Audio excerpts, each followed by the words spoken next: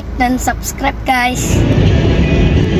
Assalamualaikum warahmatullahi wabarakatuh. Selamat pagi semuanya, selamat pagi Indonesia. Alhamdulillah wa syukurillah kita masih bisa bernafas dengan lega. Nikmat Allah subhanahu wa ta'ala yang diberikan pada kita harus kita nikmati senikmat-nikmatnya.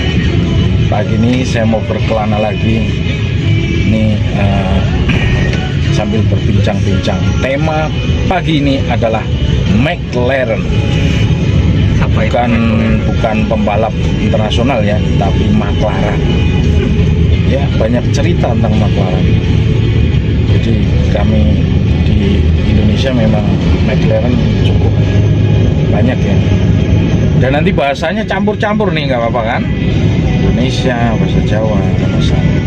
Saya perjalanan sama Mas Budi sama istri saya di belakang. Mas Budi nih, istri saya di belakang. Tadi kita sudah bahas tentang McLaren. Mas Budi sendiri gimana Mas Budi soal McLaren? McLaren itu menurut saya nggak masalah sih Pak, selama dalam ambil keuntungan itu ada batas kewajaran, tidak muluk-muluk dan harus tahu aturan Pak. Aturan, tapi itu aturan sendiri ya, aturan yang dibuat kedua belah pihak toh? Iya, yang penting nggak merugikan satu sama lain, itu sah-sah aja menurut saya Pak. Karena tanpa McLaren tentu orang yang sedang mencari tanah atau mencari rumah atau mencari barang itu susah kayaknya ya tanpa McLaren itu kan. Betul. Karena McLaren itu salah satu jembatan antara owner sama buyer.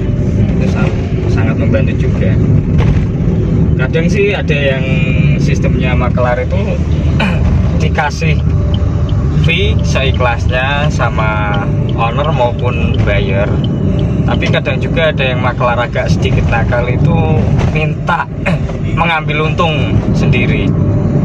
Gitu. Kalau menurut saya mendingan kalau McLaren itu ya ditemukan owner sama buyer. Untuk masalah fee itu nanti urusan belakangan lah, dikasih seikhlasnya sama ownernya gitu Pak. Oke. Ya, jadi sah-sah aja ya mungkin McLaren untuk mengambil keuntungan asal semua saling sepakat. Jadi menurut Mas Budi seperti itu. Memang McLaren itu sangat membantu. Dikatakan penting ya penting, tidak penting ya tidak penting. Artinya profesi McLaren itu tetap ada dan memang cukup membantu. Dan di Indonesia ini fenomena McLaren ini sangat luar biasa ya. Banyak, bahkan ada sebuah paguyuban gabungan Maklar Wanibati Gamawati di Kabupaten Semarang. Mas Budi ikut di situ kayaknya. Kayaknya ikut Pak. Iya, sama paguyuban Gagulendut itu paguyuban Maklar. Dan masih banyak lagi. Di medsos juga sudah rame banget tuh grup-grup tentang Maklar. Itu kalau ini kita ngobrol bebas ya, jangan hanya masalah itu aja, tapi kita bisa melihat dari sudut pandang itu haram atau halal. Nanti kita akan cari tahu referensinya, karena kami tidak kompetensinya untuk berbicara masalah itu. Tapi seringkali mendengar sih kalau McLaren tanah itu sangat bisa sial ya, gawat ya, kualat terus apalagi selain kualat itu bisa malati. Sebentar, ini kita ke kanan nanti ke tol Mas. Cari pom bensin dulu Pak. Oh iya, nanti cukup gak ya satu? Nggak cukup Mas, bensin. Ini perjalanannya tadi lupa ngisi bensin. Kalau pagi antrinya banyak banget. Jadi tadi kita lupa ngisi. Gimana Pak Pris? Menurut kalau Pak Pris, saya sendiri sih McLaren enggak masalah sih ya, selama tadi jenengan bilang asal saling untung aja nggak masalah dan nggak memberatkan gitu lah. Karena fee itu wajar ketika kita ngasih fee. Karena tanpa maklar juga kita kesulitan. Bahkan tidak hanya tanah aja, kendaraan, bahkan ekspor barang ke luar negeri pun kita ada maklarnya. Tapi ada juga, Pak, transaksi gagal itu karena maklar nggak setuju sama yang fee dikasih, itu ada juga loh. Pernah mengalami seperti itu? Pernah melihat. Oh. Suatu transaksi jual beli, ketika sudah deal tapi maklarnya merasa kurang terima sama fee yang diberikan, itu akhirnya nggak jadi transaksi. Kayak gitu kan memberatkan. Ya, nah itu justru merugikan kalau Merugikan, seperti itu ya. iya. Jadi ya, nah itu semestinya di awal sudah harus dibicarakan tuh, fee-nya berapa, net harganya nanti ketemunya berapa. Itu mungkin awalnya nggak deal masalah fee-nya itu, jadi nggak mengenakan ketika sudah mendekati. Tapi ada juga fenomena maklar ditikung, itu ada juga ketika buyer sudah ditemukan sama owner, terus kemudian lain hari buyernya itu masuk sendiri ke owner. Nah dari situ kan maklar ditikung, Pak, jadi nggak dapat apa-apa. Oke, ya kita cut dulu ya.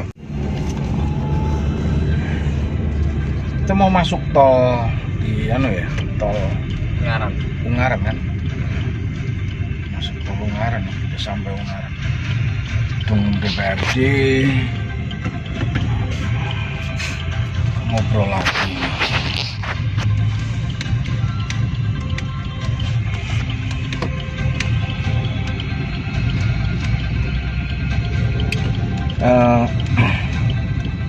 Tadi udah cerita banyak ya tentang maklar, dinamikanya, fenomenanya, dan banyak di masyarakat.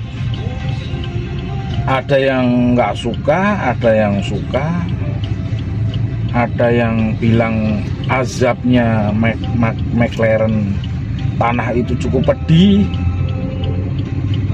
sampai nanti banyak cerita-cerita yang berkembang maklaran tanah itu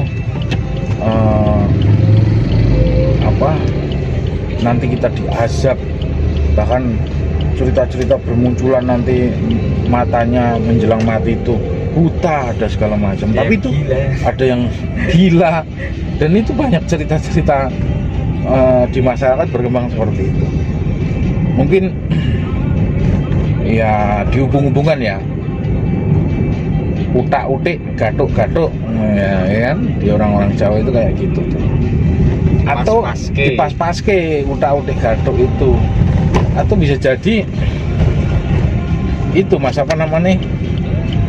maklar-maklar yang nakal tuh. Misalnya nih, dia harga tanah sekian, kan ada maklar yang pakai magic tuh. Oh iya, ya kan, betul. Ini tanah nggak dijual, tapi gimana caranya bisa dijual nih? Penglaris ya. Wah, carikan dukun, lalu carikan dukun, lalu dirituali, guna-gunani biar yang pemilik tanahnya mau menjual, biar laku lah. Itu tadi, itu yang namanya maklar-maklar nakal ya. Mungkin itu yang diasap itu kali ya, yang diasap itu karena banyak trik-trik dari maklar-maklar seperti itu. Berarti keluar dari jalur ya, Pak, katakanlah seperti itu, Pak. Iya, itu kan sudah tidak wajar. Artinya dia maklar yang tidak profesional ya, dia tidak wajar ya, tidak semestinya. Carane tanah kuwi dijual, didukunke lah, itu nggak wajar.